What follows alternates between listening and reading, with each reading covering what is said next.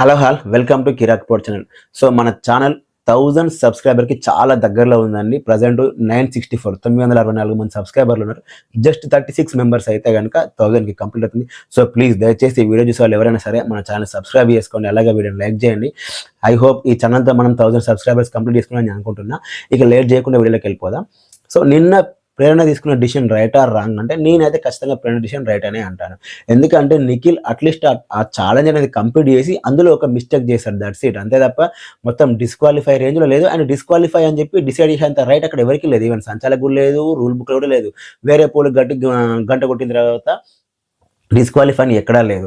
ఈ అవినాష్ మాత్రం అసలు నేను ఆడను అని చెప్పేసి బయటికి వెళ్ళిపోయి వాటర్ తాగి ఆ ఇల్లంతా తిరిగి వచ్చి మళ్ళీ ఆడి, సరే ఆ ఆటనైనా పర్ఫెక్ట్గా ఆడినా అంటే తాడును నడుము కట్టుకొని మళ్ళీ తీసేసి ఆయన ఇష్టం వచ్చిన లాగేసిన తర్వాత ఇంకా నడుము కట్టుకోమని చెప్పిన రూల్ ఎందుకు? ఆయన ఉన్న బేసిక్ రూల్నే తీసేసిండు కదా.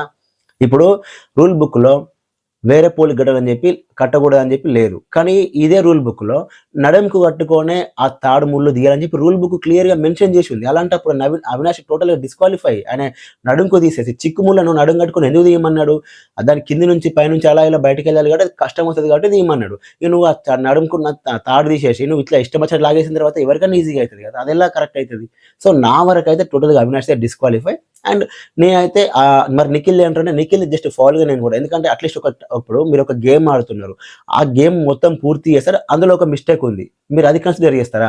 లేదు, ఆ గేమ్లో టోటల్గా ఆర్డర్ నేను వెళ్ళిపోతా అని చెప్పి వెళ్ళిపోయిన కన్సిడర్ చేస్తారా అనేది మీరు డిసైడ్ చేస్తారు. నేనైతే ఆ గేమ్ మొత్తం కంప్లీట్ చేసి అందులో ఒక మిస్టేక్ చూసిన దాన్ని మాత్రమే నేను కన్సిడర్ చేస్తాను. కాబట్టి నా దృష్టిలో అయితే నిఖిల్ డిస్క్వాలిఫై కాదు, నిఖిల్ ఖచ్చితంగా కరెక్ట్గానే ఆడాడు. ఆ ఒక్కటి వేరే పోల్కి చుట్టడం అనేది తప్పు. మళ్ళీ దాన్ని రియలైజ్ అయిపోయి వెంటనే తన సేమ్ కలర్ పోల్కి రోల్ చేసిండు, బెల్ కొట్టిండు. ఈ గ్యాప్లో గనక ఒకవేళ అవినాష్ వచ్చి తన పోల్కి కనుక రోల్ చేసి బెల్ కొట్టుంటే అప్పుడు అవినాష్ కన్యాయం జరిగినట్టే, ఖచ్చితంగా అప్పుడు నిఖిల్ డిస్క్వాలిఫై. బట్ అప్పటికి కూడా అవినాష్ రాలేదు, దట్స్ ఇట్. ఓకే, కాదు కూడదు నిఖిల్ రాంగ్ అనుకుంటే అది మీ ఇష్టం, ఓకేనా.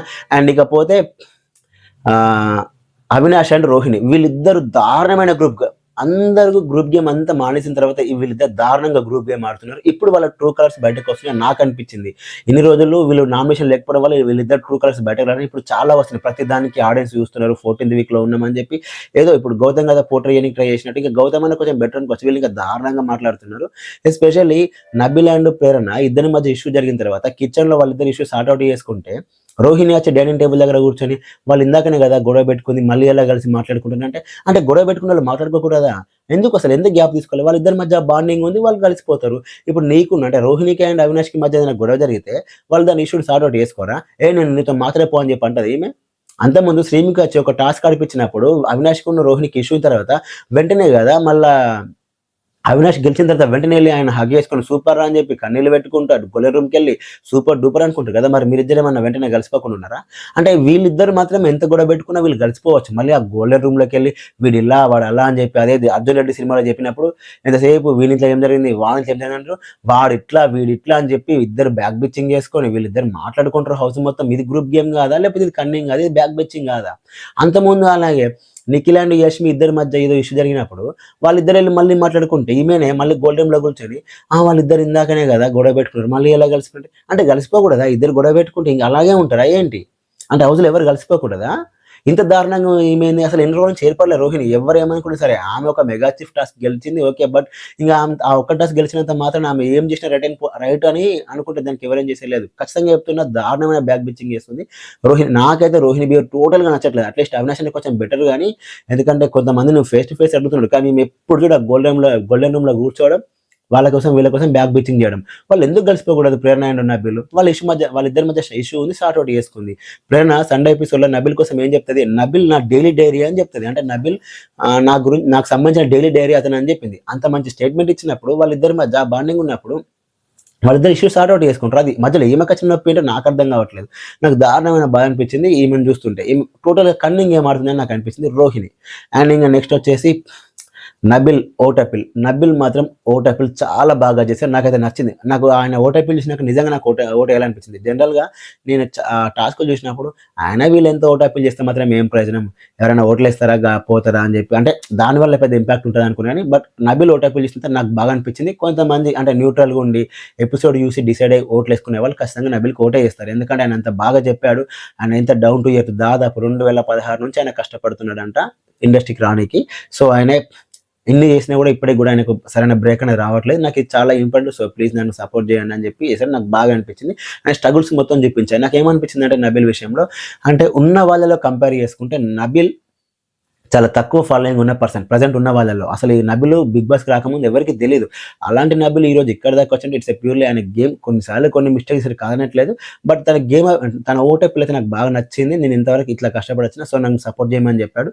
సో నబిల్ ఫ్యాన్స్ ఎవరైనా ఉంటే గనుక నబిల్‌కి ఓటేసుకొని ఆయనను అట్‌లీస్ట్ టాప్ 3లో చూడాలని నేనైతే ఎక్స్‌పెక్ట్ చేస్తాను. టాప్ 3లో చూడాలని నబిల్ అని.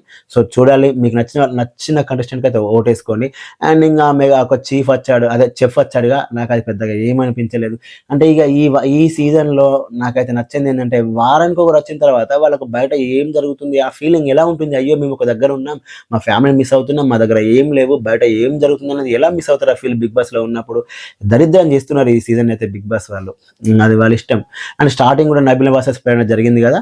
ఆ పాయింట్ ఆఫ్ వ్యూలో ప్రేరణ నాకైతే కొంత కరెక్ట్ వచ్చింది. అండ్ నబిల్ కూడా కరెక్టే గానీ బిగ్ బాస్ అక్కడ తెలియకొద్ది ఏం చేసిందంటే సరిగ్గా ఎవరు చుట్టారని చెప్పి మళ్ళీ మెన్షన్ చేసిండు.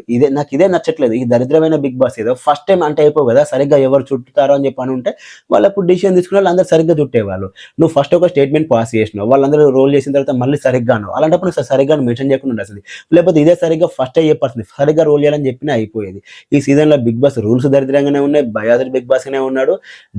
దరిద్రంగా ఉన్నది. నాకు ఇంకేమనిపించిందంటే అవినాష్‌నికి దత్తపుత్రుడు ఏమనిపించింది. ఎందుకంటే ఆయన ఆ టాస్క్‌కి గివ్ అప్ ఇచ్చి సైడ్‌కెళ్ళిపోయి వాటర్ తాగి కాసేపు అయినంక వచ్చిండు. ఆ టాపిక్ మొత్తం కట్ చేసాడు ఎపిసోడ్‌లో. అంటే చూసే జనాలకి ఏం అర్థమవుతది? అవినాష్ బాగానే ఆడాడు గదా!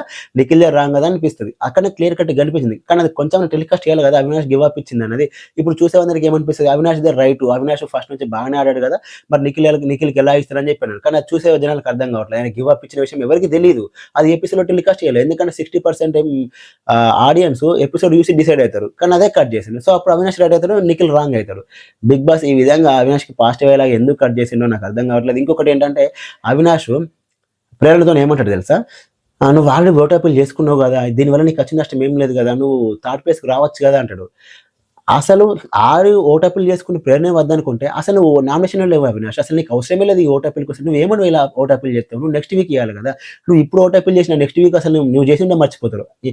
ఆల్రెడీ నామినేషన్‌లో ఉన్నోళ్ళు చేస్తేనే ఎవరు పట్టించుకోలేదు. అసలు నువ్వు నామినేషన్‌లోనే లేవు. నువ్వు డైరెక్ట్ టికెట్ ఫినాల్‌కి వెళ్ళిపోయినావు. నీ ఓటాపిల్ ఎవరు పట్టించుకుంటారు? అసలు నువ్వు నామినేషన్‌లో లేనప్పుడు నీకు అసలు ఈ ఓటాపిలే అవసరం లేదు.